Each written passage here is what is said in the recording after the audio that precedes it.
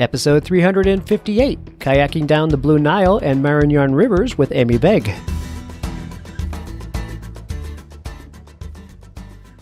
I think the biggest thing with adventure sports is you have skill and you have experience. And, one thing that I learned when I hit my head is I had the skill to run the rapid. I didn't have the experience to know what to do if things went wrong. And that's the difference in, any adventure sport that I think a lot of people fail to recognize. You have to be prepared and you have to know what to do when everything doesn't go right. You're listening to the Adventure Sports Podcast, brought to you by 180 Tech. We talk with adventurers from around the globe to bring you the inspiration and motivation you need to get started in the outdoors or to keep you moving if you're already there. Now here's your host, Kurt Linville.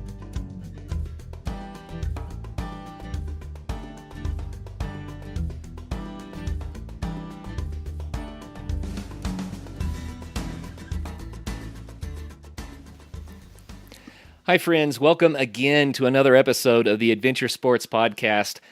Today, I have Amie Begg with us, and Amie is such a great gal. She is the first female to go down the source of the Amazon, the upper Amazon, called the Rio Maranon. I had to say that right. Maranon, right on. And she's also the first female to do the Blue Nile, the source of the Nile, as well, kayaking.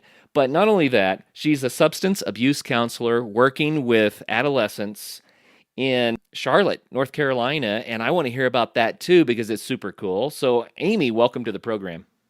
Thanks. I'm glad to be here. So, wow. How do you become the first female to do these two crazy big rivers? I mean, everyone knows the Nile and everyone knows the Amazon. I mean, these are the rivers of the world. And you're the first female to start at the source of these things, I guess. Tell us about that. Happenstance, my first trip was 6 years ago when I did the Rio Maranon, the upper Amazon. And it was actually kind of funny because that year, on New Year's, I said, there's two things I want to do this year. I want to paddle the Grand Canyon and I want to paddle internationally.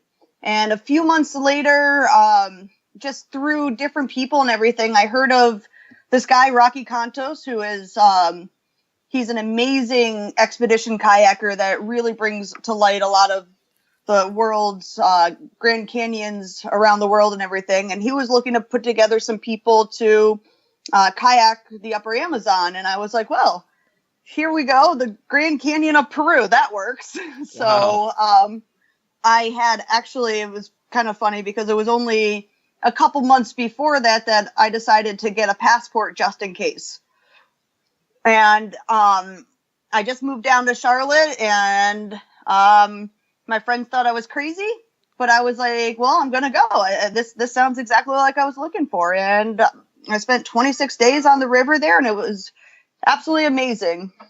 So that does sound amazing to me. And I have to ask, because, I used to do kayaking. People that have listened to the show for a while know that I kayaked years ago, and I kind of gave it up.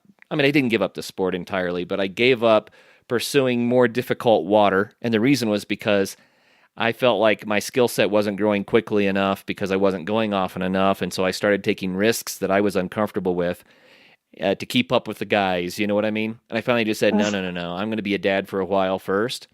But how did you get into kayaking and have the confidence to say, oh, yeah, I'm going to go do the Grand Canyon of the Amazon or the Grand Canyon of Peru? You know what I mean? Well, man, that's a very loaded question in so many different ways. So I got sober almost 12 years ago, and then I started very quickly after that working in the field. And one of my first bosses was a whitewater kayaker, and he kept showing me pictures, and I was like, man, that looks so good. I was like, that looks great. And I bought a kayak, and it was the beginning of December in Connecticut, and it was freezing, and a friend brought me out into a lake and started to try to teach me how to roll until I thought my teeth were going to shiver out of my mouth. And and I was hooked. He brought me down my first river, the Fife Brook. And I just took off after that. And I paddled my first several months of paddling. I traveled all over the East Coast kayaking everywhere and any possible chance I could get. And then shortly into my paddling career, I actually had a pretty bad accident. I hit my head on the Cheat Canyon at Cheat Fest and suffered a pretty bad traumatic brain injury where I was in the hospital for 2 weeks and had to learn how to read and walk and talk again. And then about a year after that, I decided that it was high falls on the Cheat Canyon. That was the rapid. I decided that I needed to kayak that rapid again, or I needed to quit kayaking. And so I went down and I ran that rapid again, and I had a great line and I went through it. And, after that, I was like, I could do anything. I got this. So I just continued to work on my paddling skills. And when I moved down to Charlotte a couple years after that, I became an instructor at the Whitewater Center. And, so that, I guess when you instruct, your skills get pretty decent because you're always telling others how to do them. So right, yeah, the best way to learn anything is to teach it. I guarantee you that's awesome. So, how much experience do you think it takes someone, if they're an average learner, to be able to safely negotiate Class 4 in a kayak? That's so hard to say because there's so many variables that play into part. I think the biggest thing with adventure sports is you have skill and you have experience. And, one thing that I learned when I hit my head is I had the skill to run the rapid. I didn't have the experience to know what to do if things went wrong. And that's the difference in, any adventure sport that I think a lot of people fail to recognize is that people could have the skill, but you have to be prepared and you have to know what to do when everything doesn't go right. And that's the experience part that is needed. And, and how do you get that experience? Time in the water, time in different, rivers, time, different experiences. Yeah. It just takes time. Amie, I love what you said there, and I think people need to hear it. So many people learn enough skill to do something, but they haven't learned the next step, which is, how to survive when things don't go the way you want. And that's when people get in trouble with adventure sports. When you're skydiving, you have to practice pulling the reserve chute. You have to know how to do that, even if you never need to. You have to. You know what I mean? Well, yeah, I do. I'm actually a skydiver also, and I practice my emergency procedures. Yep. Every time I'm in the plane, I practice my emergency procedures. I've never had to pull my reserve, but I practice it. Yeah, it's got to be second nature. I taught my kids to alpine ski, and we had so much fun doing that. But before I got them on the really steep stuff, where you're not going to stop if you fall, you're going to stop when you hit a tree or a boulder, right? Right. I said, before we go there, I'm going to teach you guys how to do a self-arrest if you fall. So we got on a steeper slope that was safe. I said, you got to fall down. I taught them how to roll out of a fall and get their skis below them and kick their edges in so they could stop. I mean, it's a basic skill. No one teaches that. Yeah. You know what I mean? But we practiced for a half day, falling and recovering. Then I took them to the double black and we skied it. And it just makes sense. So in kayaking, what are those skills? What do people need to know? Well, what I always say to people is before you move up in a class of rapid, so if you're moving from class 2 to class 3, you should be able to catch every eddy in a class 2 rapid. And you should be able to put your boat anywhere you want, and you should be able to identify multiple lines through that rapid. And then you move up to class 3 and same deal. If you can't make the moves in the class below that, you're not ready to move up. That's good. Yeah, and I think, especially I see a big trend a lot in kayaking recently where it's about bombing rapids. And, it's like, I'm glad you survived that rapid, but you didn't paddle it. You didn't kayak it. And knowing how to kayak a rapid is being able to catch those eddies, being able to, catch that micro eddy behind a rock in the middle of the rapid, then ferry over to the other side and catch an eddy on the side of the river and really work a rapid. And that's, something that needs to be practiced consistently and, be able to really get to feel whitewater and know what it does. It's like that. It's my favorite word the hydrotopography, right? So Oh, yeah. hydrotopography is study of the surface of the water and knowing what that water is doing, how to read it, and how different boat angle, edging, makes a difference of what your boat does in that particular current. Yeah, that's good. I needed you back when I was learning to kayak. Where were you? That would have helped me so much. I was probably still in elementary school. Oh, ouch. Okay. I'm only 23. I keep saying that on the show over and over and over again. I celebrated the 27th anniversary of my 23rd year just a couple of weeks ago, but I am 23, and I love it. It's a best age. I believe it. Well, Amie, I love your approach to that, and I think that's how I got in trouble, actually.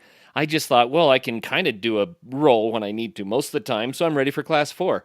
But I never practiced catching every single eddy and doing those maneuvers you're talking about. I didn't practice that stuff. And so, man, I got worked one day. So it was the day I said, okay, no more. I got worked so badly and beat up and bruised up and lost everything.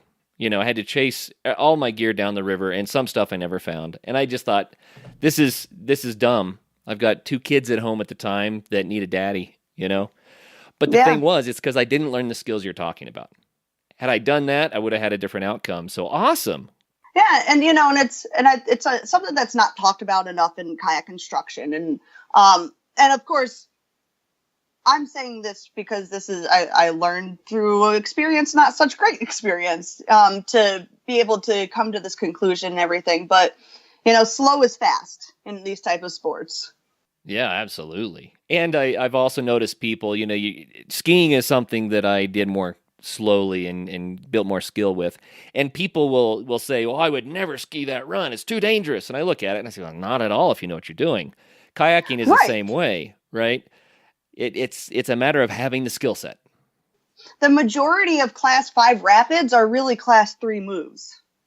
What makes a Class 5 rapid a lot of times is the consequence of not hitting that move or that line, and the big part of Class 5 is being able to have such strong skill that you're going to be able to hit your line, or if you don't hit your line, that you absolutely know how to get out of it and what to do. Nice. And that's what makes Class 5 and the death potential of the consequence. Details. But it's a mentality and a mindset.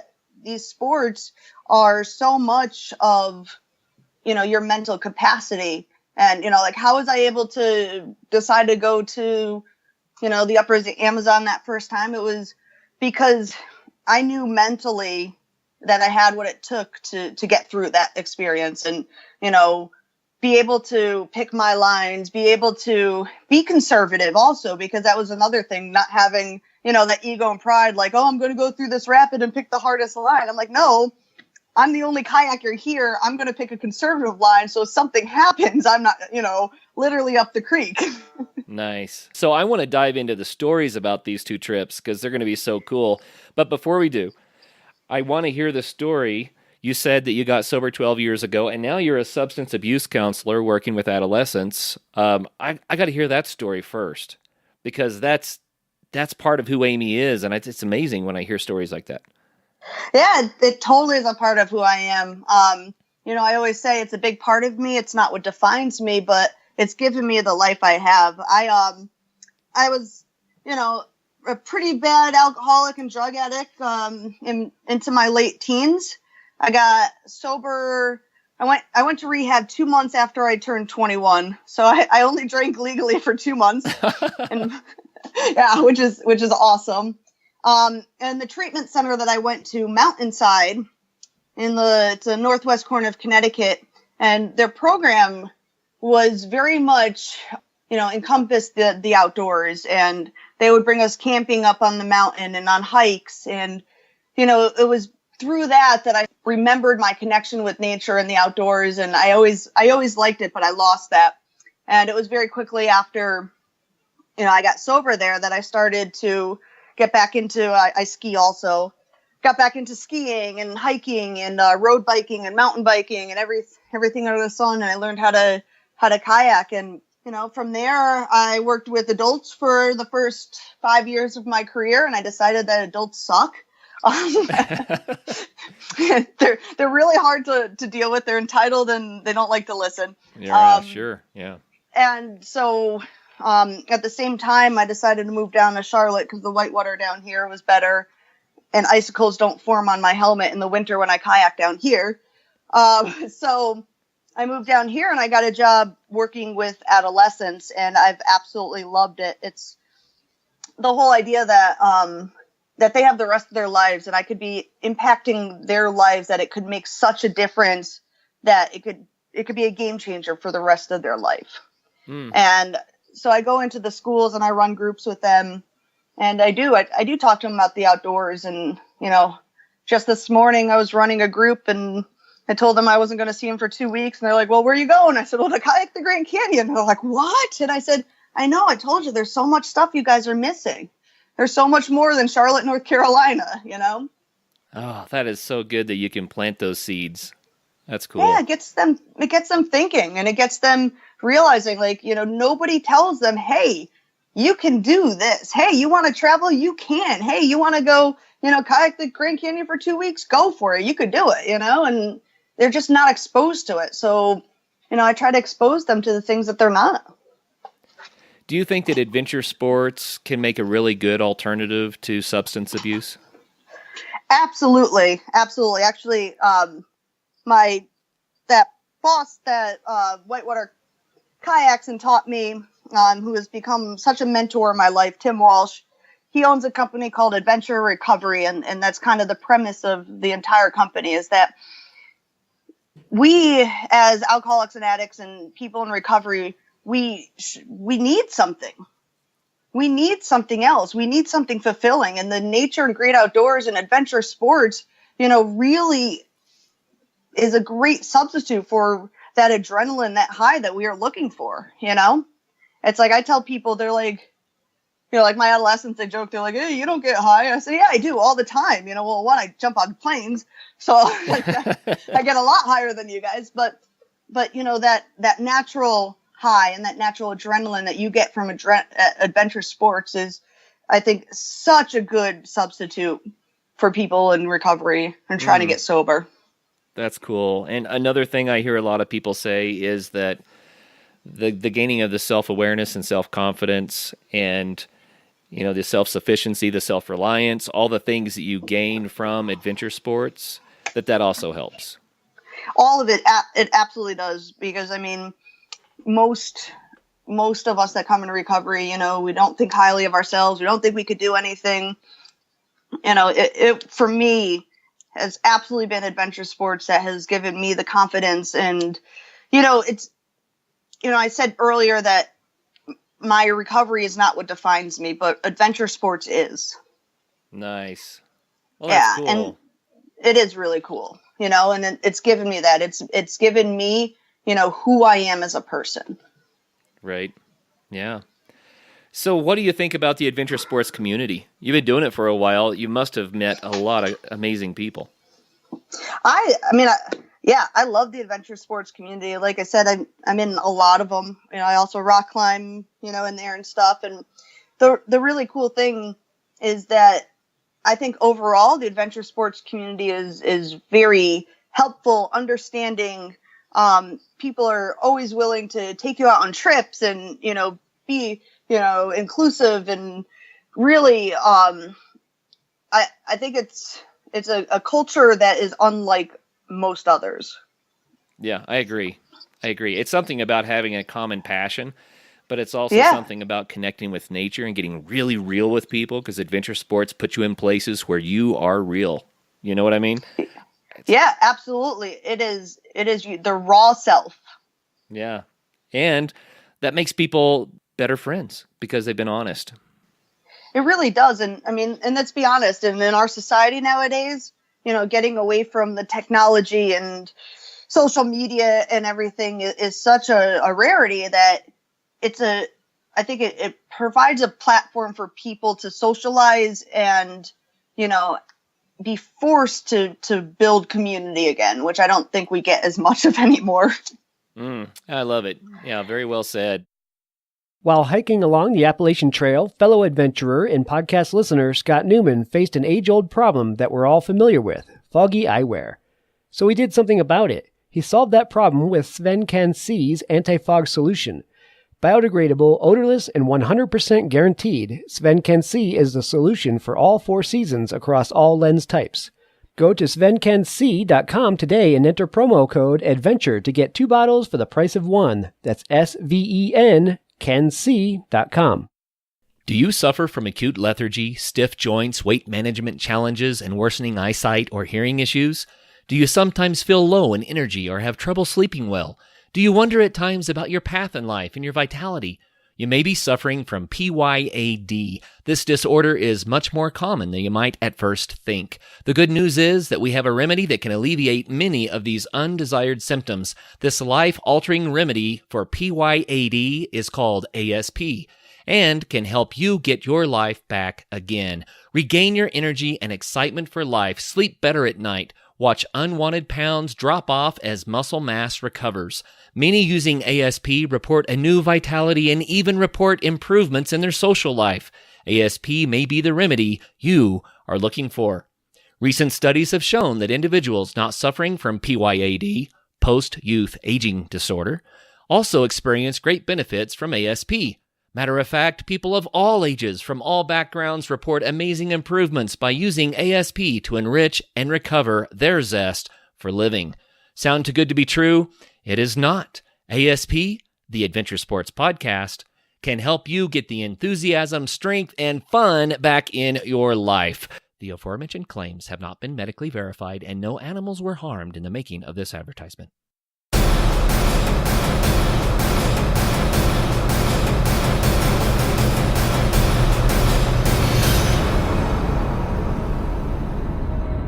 Well, let's dive into this upper Amazon. Now let me try to say it again. Rio Maranon. Maranon. It's the Rio close. Onion, the river of onions. Maranon. Okay. Well, tell us about the Rio Maranon and what was it like to go there? Man, it was so fascinating. I absolutely loved the Rio Maranon. It was absolutely gorgeous, first of all. Like, just beautiful. It was unbelievably beautiful.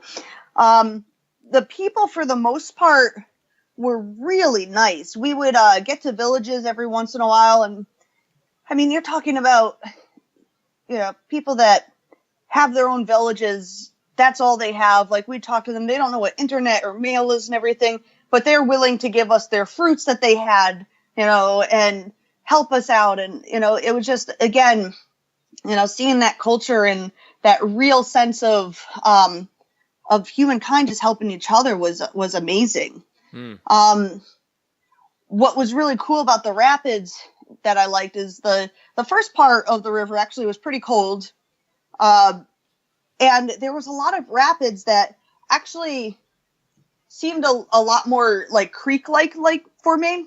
There was a lot more technical moves, rocks, some boofs and everything like that. And then the river just opened up and it was very big water, fun waves. A couple of rapids. It was funny because we were not the first to go down. There was a couple other expeditions here and there, but there wasn't anything really written or anything set. So every rapid we got up to was just all right, well, let's see what's this is going to be. And it was fascinating at times because we'd get to like rapids that would take 90-degree corners and your scouting was like, well, I don't know what's behind that corner and I have no way of getting to it, so I'm hoping it's not bad. Wow. I think that would terrify me. It was a little terrifying, especially, like I said, we had a cataract with us and I was pretty much the sole kayaker. So sometimes the cataract would go down first, but mostly it was me going down first and be like, well, hopefully I'll see at the bottom. Oh, my lands. Were you just really, really nervous or was it just fun? The first week I was very nervous. There was this was the first time I really was doing a multi-day trip. Then the other thing is that, I'm used to our modern day whitewater kayaks and I I was in a Prion rocket, which is, a full displacement hull, very thin boat, very unlike anything I've ever paddled. So for the first week, it really was like, all right, that's the line. Okay, now what line do I think I could paddle in this boat right now? Oh, so was it a longer boat and that sort of thing? It was longer, it was thinner, completely full displacement hull, so... Not as much rocker. Yeah, I'm used to having more edges on my boats and stuff, so it took me a while to get used to the boat, but once I did, it was kind of like, all right, I got this now. And after that, it became fun. We'd get to, there was one time we got to a village and this woman told us, because they haven't seen anyone go down this river, and she's like, oh, there's, a 20-meter waterfall coming up that's straight down, and, my son's and his friends threw a log in it and it never resurfaced. Oh. And so we were like, all right, cool. I didn't know we were dropping waterfalls on this trip. But, there was never a waterfall. They just didn't know what the river was either, and it scared them. Right. Well, I have to say, man, when you're standing on the shore, I know that a lot of the listeners have experienced this. You're on the riverbank, and the water is so powerful, and the noise, you can even feel the ground shake, and the spray in your face, and you're like, if I fell in that, I would die. You know what I mean? Right. That is scary stuff, but then you jump in a kayak and off you go. Yeah, and we're like, all right, see ya. But then, yeah. But then as we started going down the river, we really started learning about all of these dams that were projected to be built on the Amazon for hydroelectric power. And we would start talking to these people, and, some of them were worried because they thought that we were surveyors for the dam. Mm. And I actually found, I didn't find this out until the Nile in Ethiopia. Rocky told me that there was one group of people that were running down to the river to shoot us, but we were going too fast, so they didn't catch us. Yeah, so that was a good thing. But it was because they thought that we were with the dams to help build these dams. And the problem is that a lot of these dams that they were putting up was going to flood, their villages and their homes and their communities. So they're very opposed to it. No doubt. In my family's past, there was a river that was dammed, and it wiped out an entire community. People had to relocate, and that was my grandparents' generation. They went through that. It really does happen to people, and I think sometimes we don't think that through. But what about the ecological impacts of these dams? Not just flooding villages, but what does it do to the river? Right. I mean, it destroys the rivers. I mean, especially for recreational purposes, but it absolutely destroys, these people are using these rivers for fishing, and, gold mining is a huge, huge way of making money in those areas of Peru, where we would see them sifting sand on the side of the rivers, for gold and everything, and it would ruin livelihood. Just so many different factors. Chocolate. Rio Maranon Valley is known to produce the best chocolate in the world. Really? Yeah. What's his name? Anthony Bourdain. I was watching one of his shows one day, and all of a sudden he's like, I'm on the search for the best chocolate in the world. And all of a sudden he's like, I'm in Peru. I'm like, oh, you're going to the Rio Maranon. And all of a sudden he's like, the Maranon Valley. I was like, yeah, we found some of that chocolate while we were on the river. And it's some of the best, most desired because of the elevation and perfect temperature and stuff. So, I mean, the impacts are just absolutely enormous, and people don't realize it. So then why would they want to dam the river in the first place? What's the motivation to do this? Electrical power. And the crazy thing is that it's not even power that's going to go back into Peru and make that country better. It was Korean companies that were coming in and damming it and taking the power. So, see, that's what's so heartbreaking. And we've heard the story many times before, but I guess call it underprivileged populations. They kind of get pushed aside, and then someone makes a lot of money or gets to harvest the energy of the lands of these people. And it's like, if it doesn't even benefit the people that were injured by it, then that's tragic. Yeah, it's terrible. And the worst part is that, yeah, they're very unfair in the ways that they do things and go about it. I mean, we talked to this one family that told us that the dam companies came in and they'd hold town meetings and make them sign blank pieces of paper. And they told them that it was so that they could see how many people came to the meeting. But then they took those blank pieces of paper and then transcribed on them that they agreed for these dams being put up.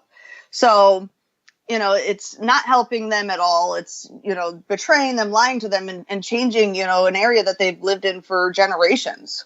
Wow, that's tragic. Is there something that people can do? How can they get involved? We actually worked extensively, or Rocky mostly. Rocky is tremendous at really bringing awareness, and he ended up talking to the president and everything, got in touch with International Rivers, and really brought a lot of awareness and attention to the river. More attention of people paddling this river, going down it, bringing it to light. I mean, that was back in 2012. The first dams were supposed to be up in 2013 and still, aren't done because there's been so many people opposed to it and so much attention now brought to it. So I tell people, paddle these rivers. Yeah. Paddle them, show people, how much they're needed and how beautiful these areas are. So if a listener says, okay, I'm not a paddler, I believe in this cause, I'd like to take action, but I don't know who to call or what to do, do you have any organizations that you would recommend or any contacts they could make? Absolutely. I've said his name a lot, but Rocky Cantos, my good friend that, I've done these trips with, he runs trips down the Maranon all the time now, and people that don't paddle, he'll put you on a raft. You could go down it and experience it and not know how to kayak, which is really cool. And it's a once in a lifetime experience. Like, to see the beauty and different culture and, scenery is it's absolutely unbelievable. So how did that trip on the Upper Amazon change you? It changed me in a lot of ways. I can't, one, I came back and I couldn't make a decision on any restaurant menu because it was overwhelming to the point that it was anxiety ridden because, there you go to a restaurant and they're like, here's what we're serving today, Right. But with that, it was seeing different cultures and how the different parts of the world do things and compared to what we do in America. One of the stories I always tell is we got to this little village called Celandine and we went to restock and resupply and go into this one little store and there's like this 5-year-old girl manning the store and she turns to me with such authority. It's like, take care. Like, what do you want? What do you need? Like where I was like, oh, okay. I just want yogurt, but here's this 5-year-old manning her family's shop and our 5-year-olds, we don't allow them to tie their shoes. Wow.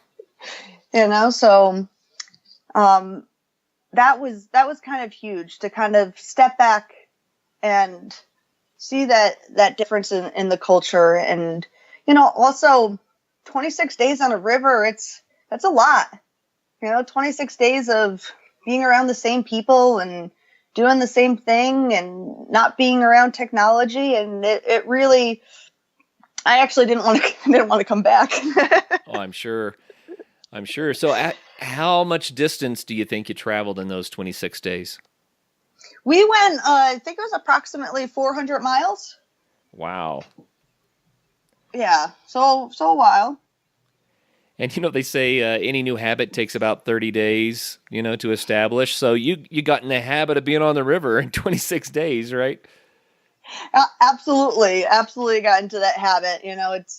You get into a pattern and, of what you do every morning, how you set up your tent, how you take down your tent, how you pack your bag, it becomes a very systematic, which is awesome.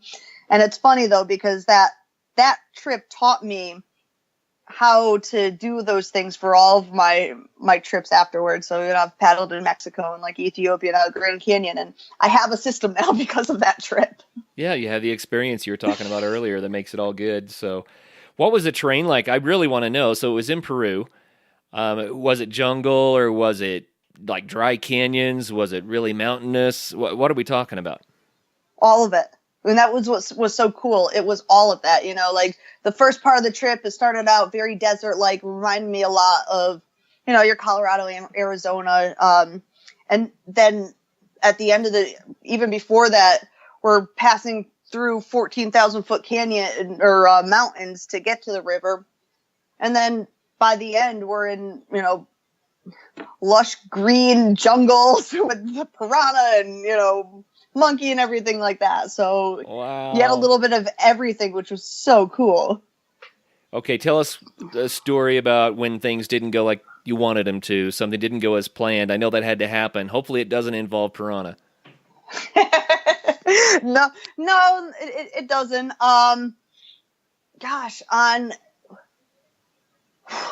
Probably we had this one. Oh, this is interesting. We had this one guy, Mike, on the trip that would probably didn't need to be there. On an expedition, it's a little bit different than, I think, all right, this is well known, it's set up, we know that, expeditions are a little bit different, there's a lot of unknowns.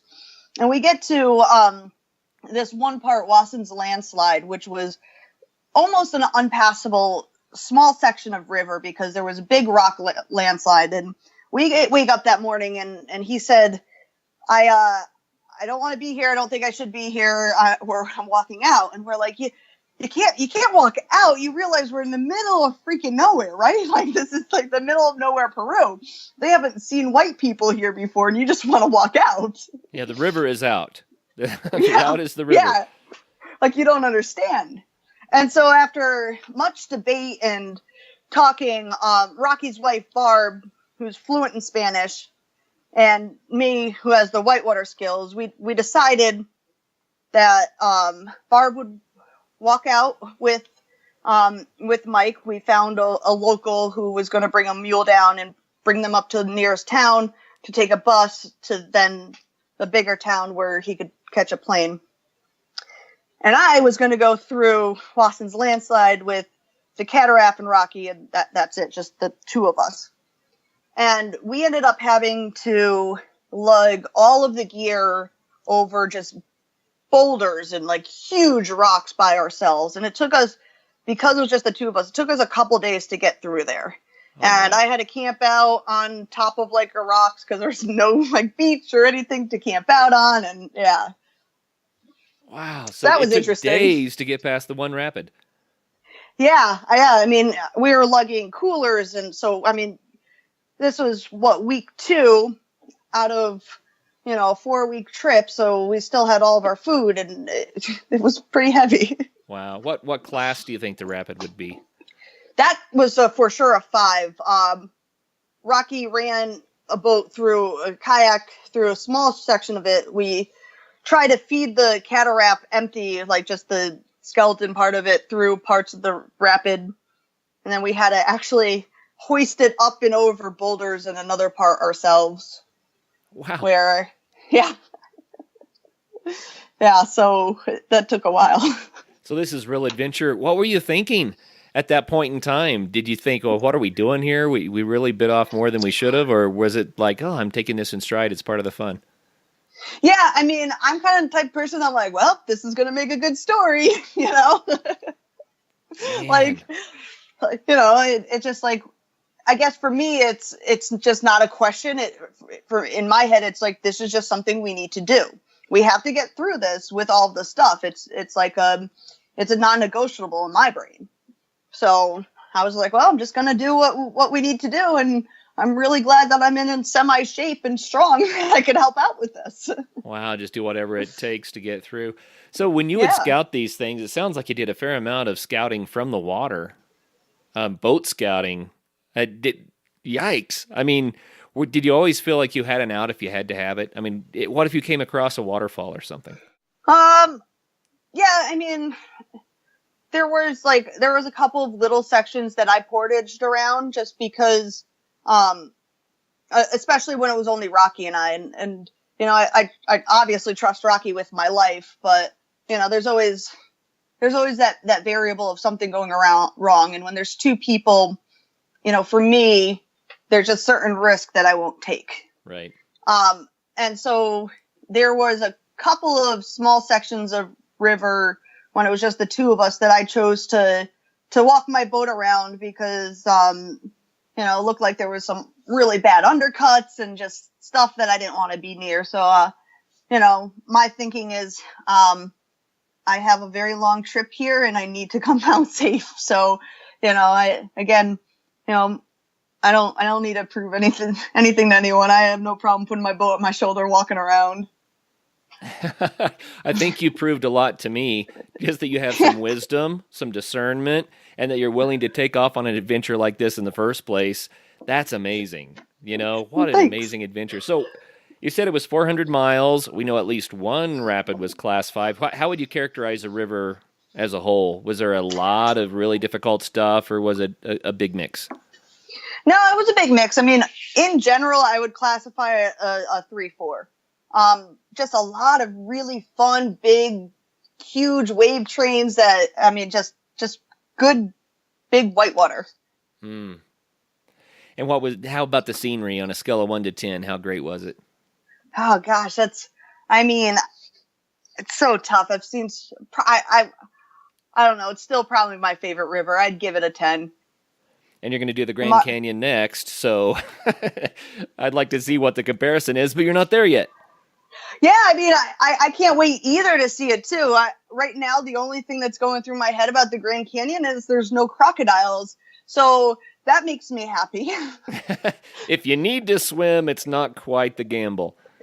Right. It's because the Nile. I just got off the Nile in August, and I definitely have some post-crocodile stress disorder from that trip. So, well, tell us about the Nile then. We've got to get there anyway. It's a perfect segue. Yeah, if you want to rate that trip 1 to crazy, I would say crazy. So you started this in Ethiopia, and how far did you go? We were about 30 kilometers from Sudan when we ended, which is about 17, 18 miles, I guess. Okay. So we went around the same. I think it went 450 miles down the Nile in 16-ish days around there. Wow, so that was a faster trip. The water was moving extremely fast. I mean, we were on the flat water sections, moving around 12 miles an hour. Unbelievable. I did not know it was that fast. That's crazy. Yeah. Well, it was monsoon season too, so it rained on us every day. The river would rise and fall quite a bit while we were there, so finding camp was something that we actually had to be very intentional on thinking about. Well, the water could rise up this far, so... So how do you judge that? Strong guesstimates and looking at, I say that, but realistically trying to look at water lines and like the sand and the beach or on the rocks and everything to see the recent water lines and staying above that. That always scared me a little bit. The idea of going to bed at night and falling asleep and not knowing what's going to happen to the water that's next to me, Yeah, I do. I don't think I slept well for that entire trip. Between that and the fear of a crocodile grabbing me out of my tent. What an adventure. So how many crocodiles did you see? In our 16 days, the ones that we counted and saw was around 200. Wow. And like the first couple of days, we'd see a 6-7 foot crocodile and like, man, look at that huge crocodile. A couple days after that same size crocodile would be like, meh, nothing to write home about. That's just bait for the other ones. Right. They just started getting bigger and bigger and bigger. And and they're aggressive. So they'd see you in the water and they'd actually jump in the water and start charging towards you. My lands. Do you think they were territorial and trying to protect something, or do you think they were hungry and trying to get a bite? Probably a little bit of both, I'd say. And you're in a kayak?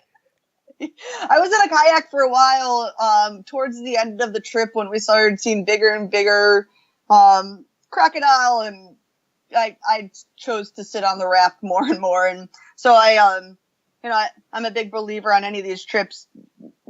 For me, I can't just be a passenger. So I was actually the first time I really oared a raft, but I did a lot of it. Oh, that's great. It's a matter of being adaptable sometimes, huh? Yeah. It's kind of like that. Well, all right, this is what this is. Cool. Let's do it. Being extremely adaptable on these types of trips is important. Rocky and this other guy, Kalen, I wasn't able to get there the same time as them. So I was meeting them up on the river at this bridge, and there was some miscommunication, and I was told that they said they were getting there early. And so I had a driver bring me out with all the supplies to Mertul, this bridge that we were meeting at. And, I'm waiting there, and it's getting dark, and they're not there. And I was like, well, guess I'm just going to wait.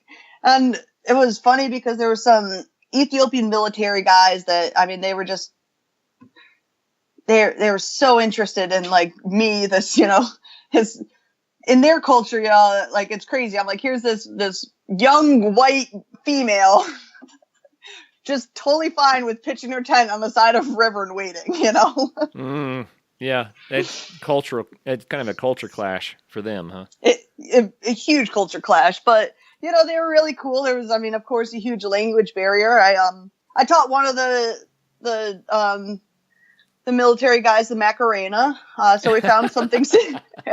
We found some things to do in the time that I was waiting. So, did it make you nervous that they didn't show up when expected? I was a little bit nervous. I was kind of sitting there like, I use the Garmin InReach, which is two-way messenger. And I didn't know if Rocky had his spot device on him. So I was texting one of my friends in the States to try to get in touch with Rocky's wife to find out if he had a spot on him and if he's like posted anything. So. Wow. Were they coming down the river to you, or were they just delayed otherwise? They were coming down, and they actually were exactly on the time frame that they said they were going to be on. The guy that we were using to help us with logistics, he's Ethiopian and owns a travel company in the capital Addis Ababa. He ended up being pretty sketchy in many different ways. So it's pure speculation, but I think it was a way of getting more money out of us having a driver bring me out there early than have to wait there. So interesting.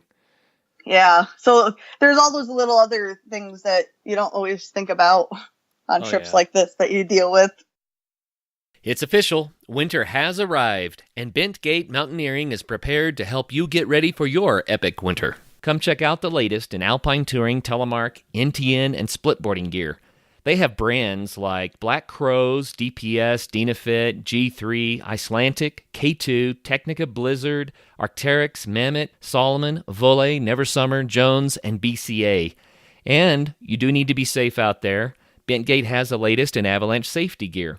They have beacons, airbags, shovels, and probes, and they're ready to help you educate yourself on snow safety. They also rent out gear, so you can get your skis and your boots there, as well as your avalanche safety equipment. What's more, they also have free demo ski days at local resorts, so you can try out the latest gear. Now, how much fun does that sound? So swing by Bentgate in Golden, Colorado, or go to bentgate.com to find your new gear, as well as to get updates on all of their events. Planning a new product or your next big trip? Running out of space for those ideas? U.S. Marker Board offers whiteboards and glass boards of every size, color, and surface material to keep you planning. From floor-to-ceiling boards to projectable glass boards for that perfect presentation, custom work is their specialty. U.S. Marker Board is a go-to for planning your team collaboration space. Think your needs are too complex? U.S. Marker Board welcomes the adventure of fulfilling your order. Use promo code ADVENTURE to get 12% off at usmarkerboard.com.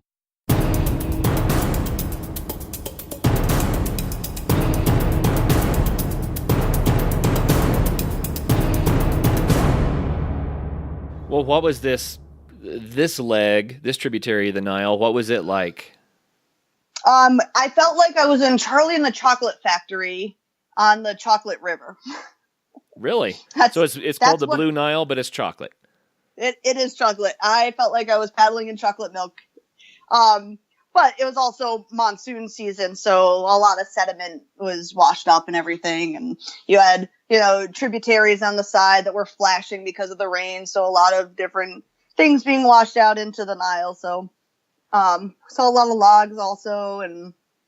But yeah, it was fascinating how the river varied between us going through these canyons that were pretty tight to opening up to the width of probably 2 football fields. So lots of variety. What about this? You said the last river had a lot of variety. What about this one as far as a class? How difficult is it? This one, I would say, also a good 3-4 big water, big waves, crashing wave holes in some huge crashing wave holes. So, it wasn't as technical. In the canyons, there was an issue with you get a lot of big whirlpools and a lot of different currents coming in from different ways that create some really funky water. It freaked me out. I swam once, and fortunately, the only time I swam was I just got back in my boat, and I was trying to peel out of this eddy, but there was like 5 different currents that were coming at me, and it flipped my boat.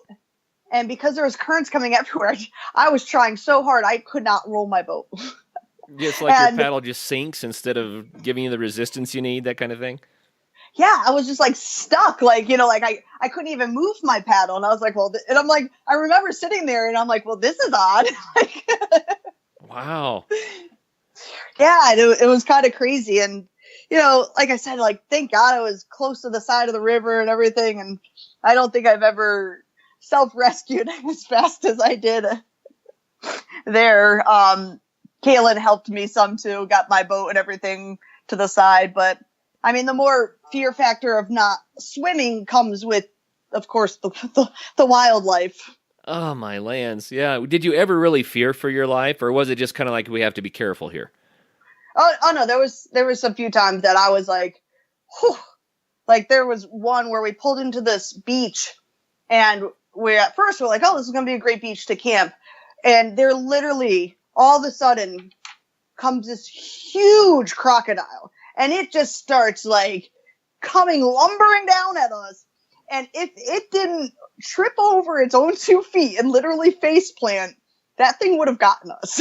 Whoa. And that night at camp, once we finally did find a camp and everything, I mean, we Rocky was in the kayak this time, and Kaylin and I were on the raft, and I mean, we got out of there really fast and everything. And we laughed about it at camp that night, but it really was. If he wasn't so clumsy, we would have been in a bad situation. That is nuts. That is so great. So how did you choose a campsite then, if you were just likely to be right on top of one of these guys?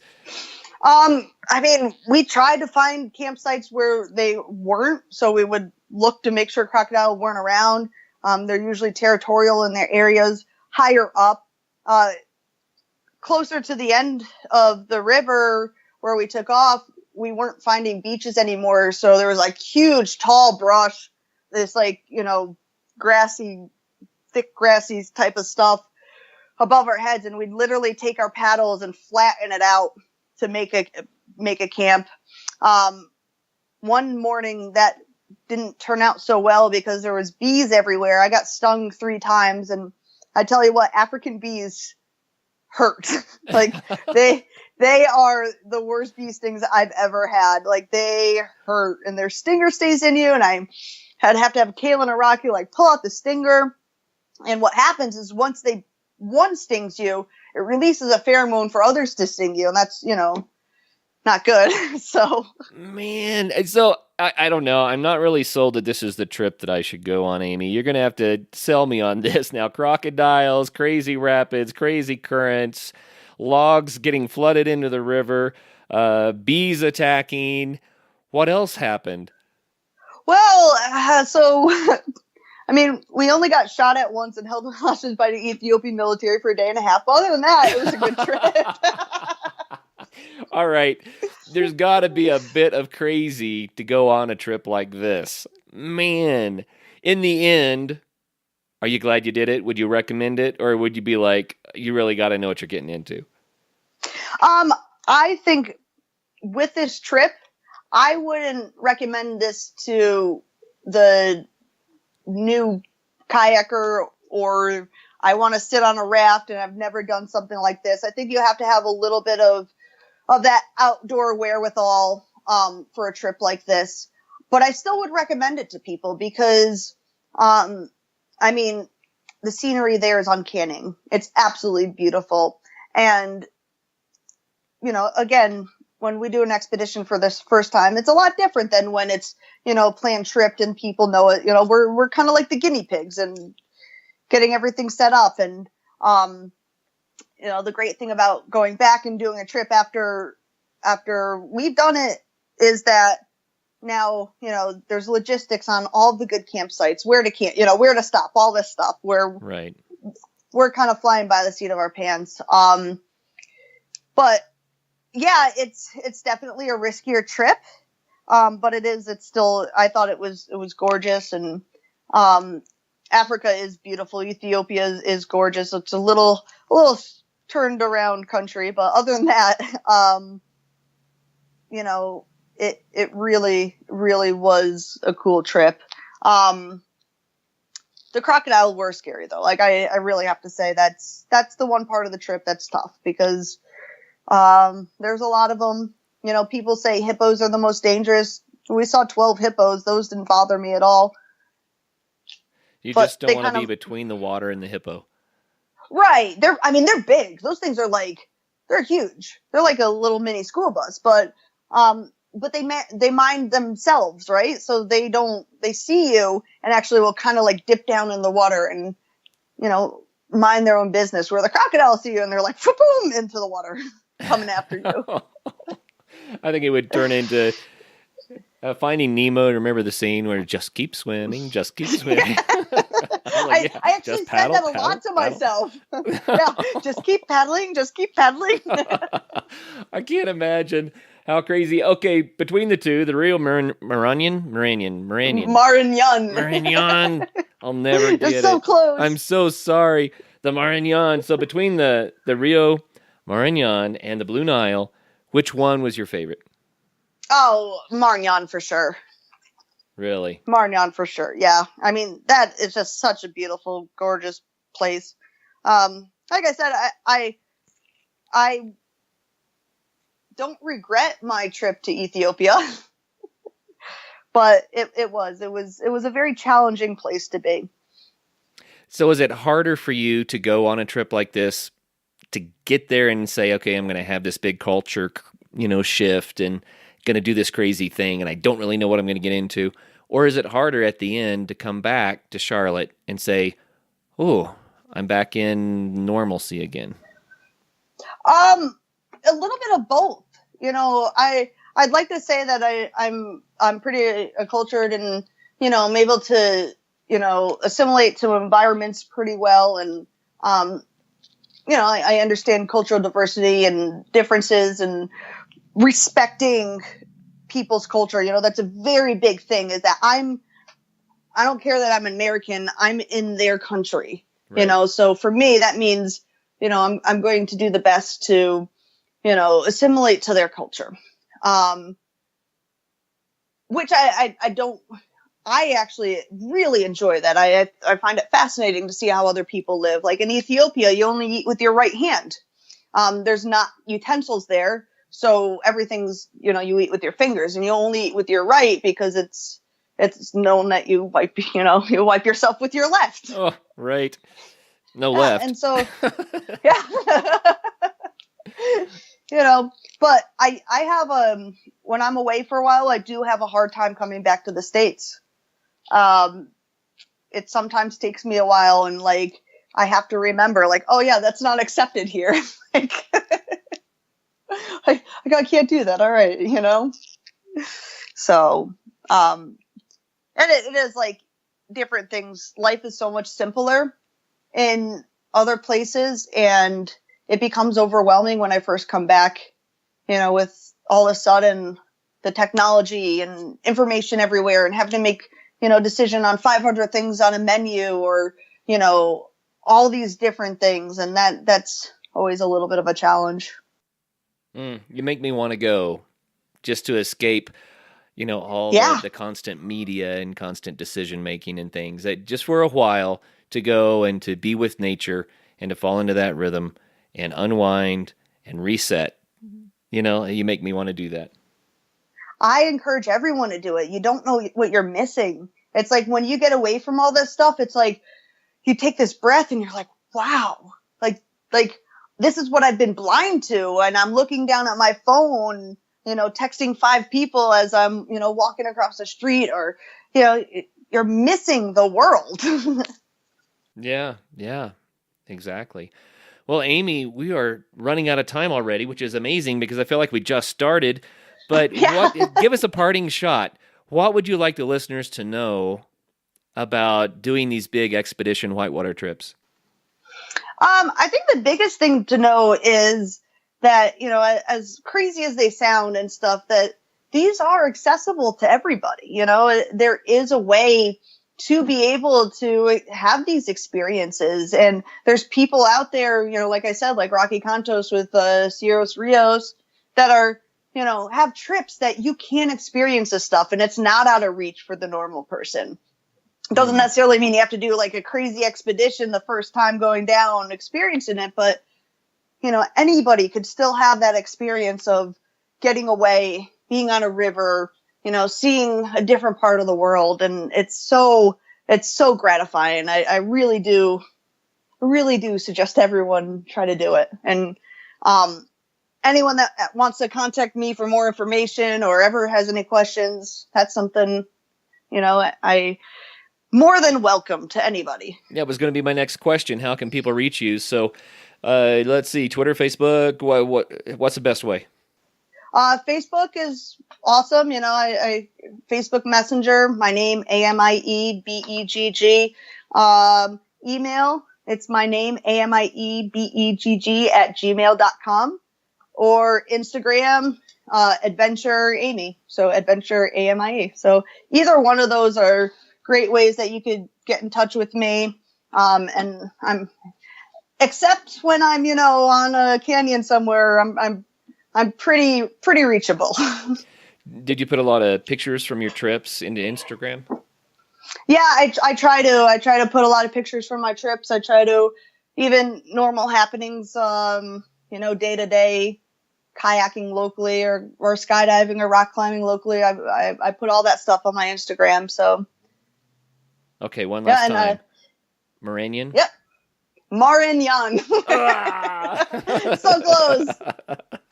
Well, thank you, Amie, so much for sharing with us today about the Maranon. And we really do appreciate you telling us about all this stuff. I feel like we hardly scratched the surface. We need 10 shows just to do one of these expeditions. But thank you for sharing it with us. And so I'm going to go to Adventure Amie on Instagram because I want to see the pictures. That's going to be awesome. Yeah, for sure. And Amie Begg, that's AMIEBEGG. Sounds like that's the way to reach you on most of these social networks. Try to keep it simple. I love it. Well, thank you so much, Amie.